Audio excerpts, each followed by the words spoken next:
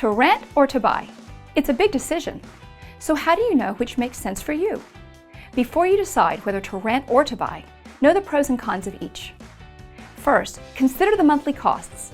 In renting, the amount you pay each month is fixed, making it easier to budget.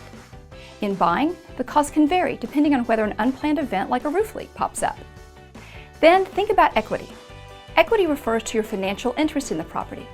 If you ultimately want equity, buying a home will help you build it. Renting, however, will not. What about mobility, being able to move? When you rent, you can move at the end of your lease, but the owner also can choose not to renew your lease, thereby forcing you to move on his or her terms.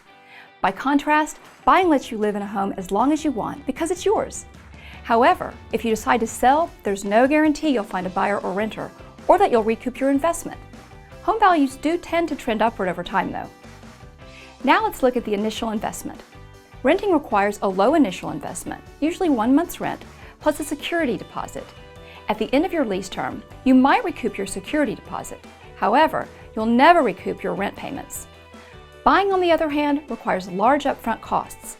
Earnest money, numerous fees, and a down payment, sometimes up to 20%, are just a few of the costs you can expect to pay. However, your monthly payments help you build equity in your home.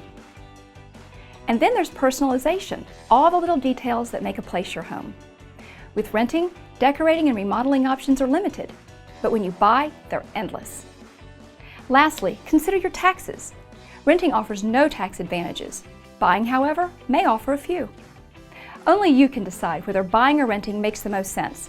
But if you know the pros and cons, and if you talk to a real estate professional or an attorney before you make a decision, you'll find it easier to determine the path that's right for you.